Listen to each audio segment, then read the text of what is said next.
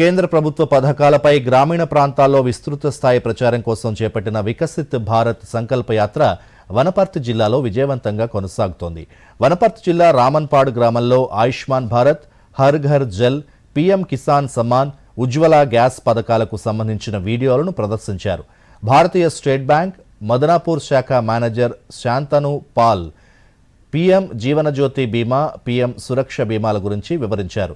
రామన్పాడు గ్రామంలో వెంకటయ్య మరణిస్తే వారి కుటుంబానికి 2 లక్షల రూపాయల బీమా సొమ్ము అందిందని ఈ సందర్భంగా గుర్తు చేశారు.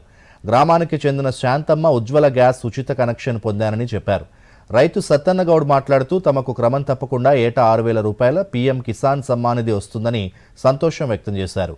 మహిళ నుస్రత్ మాట్లాడుతూ స్వచ్ఛ భారత్ అభియాన్ కింద గ్రామంలో ఇంటింటికి మరుగుదొడ్ల నిర్మించారని తెలిపారు. నా పేరు Shantanu Pal, SBI Madanapuram branch manager.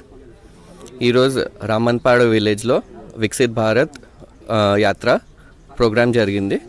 ఈ ప్రోగ్రాంలో మేము ప్రధాన్ మంత్రి సురక్ష బీమా యోజన అండ్ ప్రధాన్ మంత్రి జీవన్ జ్యోతి బీమా యోజన గురించి ప్రజల్ని అందరికీ చెప్పినాం. నా పేరు శాంత, రామన్పాడు.